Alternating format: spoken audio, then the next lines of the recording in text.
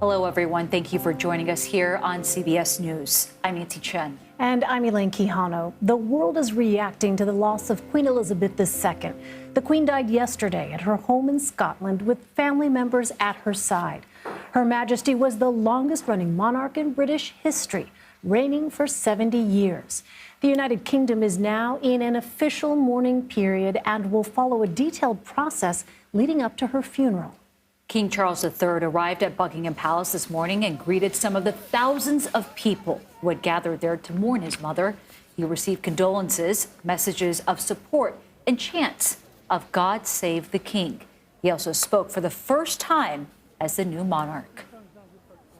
As the Queen herself did with such unswerving devotion, I too now solemnly pledge myself, throughout the remaining time God grants me, to uphold the constitutional principles at the heart of our nation.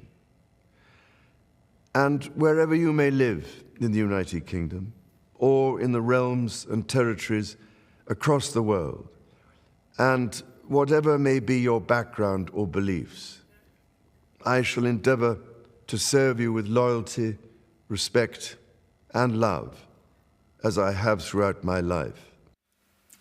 Thousands of British mourners, including the new Prime Minister Liz Truss, are attending a service today for the Queen at St. Paul's Cathedral. Let's bring in CBS News royal contributor Amanda Foreman and Lana Zak, who is in London outside Buckingham Palace. Good to have you both. Lana, let me begin with you. What has the reaction been like there in London? It's been very positive. You know, it's interesting. I had mentioned to you before the outpouring of love that we've seen for the Queen, including all those flowers. One of the cards that I had snapped a picture of earlier in the day said thank you to the Queen for being our constant. And we just heard King Charles speak in that same language, talking about our values have remained and must remain constant.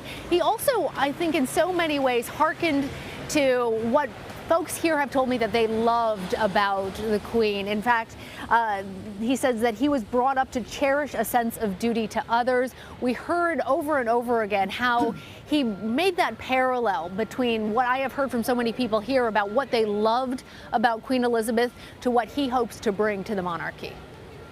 And Amanda, I want to bring you in and ask you a little bit about your reaction to these remarks. A lot of people were hoping that he would walk this fine line between both being a new king, but also he's a son who is mourning the loss of his mother. And I thought he really struck that chord very well.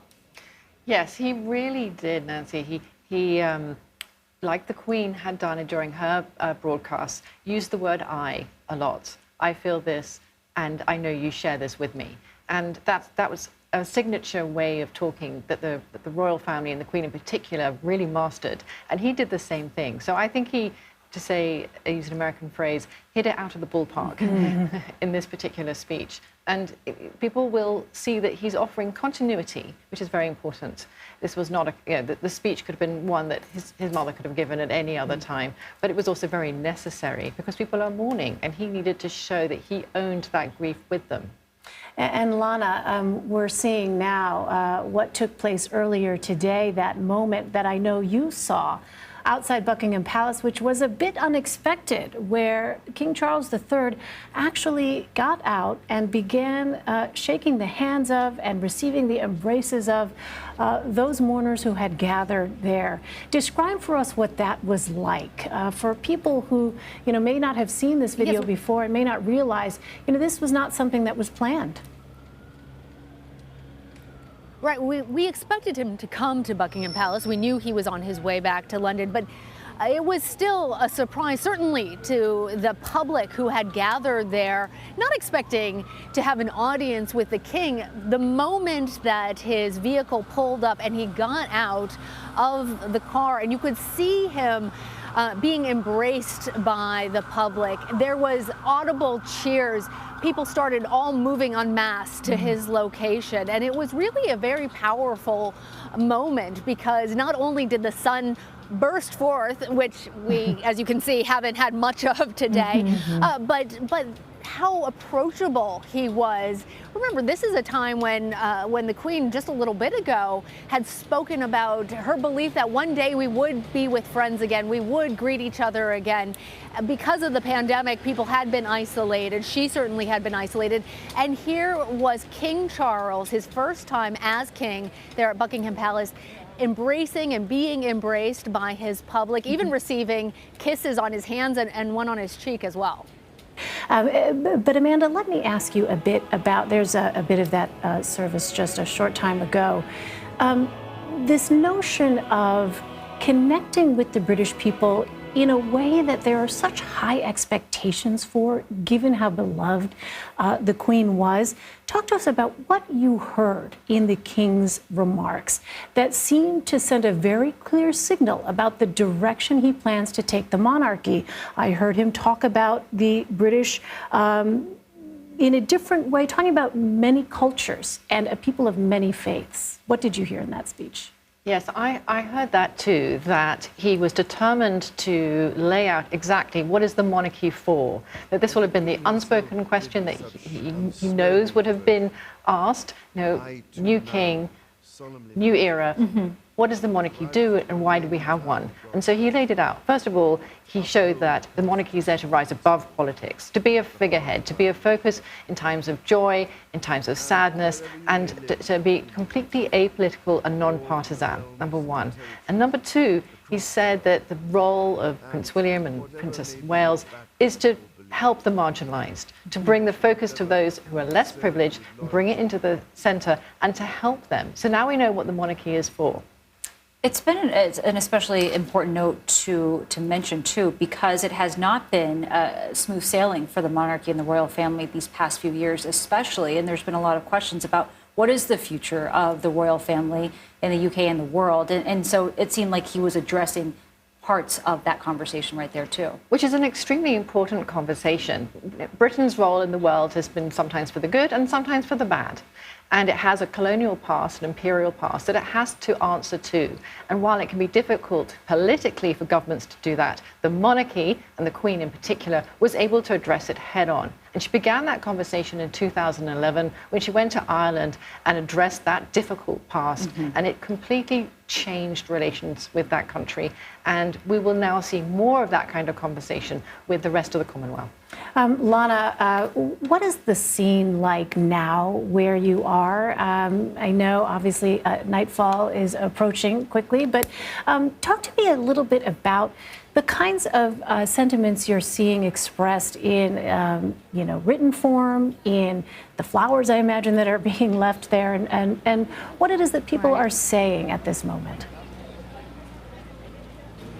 Well, and Elaine, we've been moving throughout the day to all different parts of London to have the opportunity to speak with different people, not just the folks who had gathered outside of Buckingham Palace, who obviously felt a kinship with the Queen, but even in speaking with people in various parts of London that aren't necessarily royal watchers, that they feel so moved by the Queen's passing, even if they were not supporters of the royal family necessarily, that they felt like there was something very special about this moment.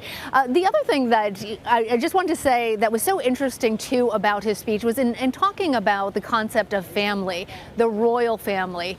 We heard the King talk about his mother in affectionate terms that might be unusual and certainly wouldn't have been what you would have heard from a king in previous iterations. His darling mama, talking about his late papa, and speaking about his own wife, the Queen Consort, and what a support she would be and has been to him, talking about his sons and how he was expressing, in some ways people are already starting to talk about what sounded like an outreach, an active outreach, hand extended to his younger son, Prince Harry. And all of that concept of family and bringing people here in London, throughout the Commonwealth, and really throughout the world, into what felt like a very intimate feeling of family that perhaps we were all part of, as opposed to it being more separate. And on that note, in bringing up Prince Harry and Meghan, but he also brought up, Amanda, Prince now the new Prince of Wales and the new Princess of Wales, the first time that title has been given and bestowed in a few decades, or a couple decades now. And not to be too frivolous about it, it is kind of exciting to have a new Princess of Wales. It's been 25 years, and to have one who is so beautiful, looks so glamorous, wears such great dresses, it just brings a bit of sparkle into our lives, and it's kind of fun. And it's kind of fun, but as we were talking about off camera, Amanda, also purposeful as well. To the king's mission now of, as he talked about, having to turn more of his focus, away from those charitable responsibilities, and of course now to the duties of being king, that he now sort of expects, right? The prince and princess to take up those responsibilities and to bring in the marginalized and to ensure that the focus remains. Can you talk a bit about that? Yes, so we've already seen in the last 2 or 3 years Prince William, the Prince of Wales and Princess of Wales taking up some of those responsibilities already, particularly in climate change, endangered animals, mental health in particular. And so we will see more of that. That is their role. They have shown themselves more than adequate to take it up. So I think that the British can feel confident that isn't going to change. It's only going to be more so. Sparkle and substance. Yeah. Amanda Foreman, thank you very much for joining us today. And Lana Zak, to you as well.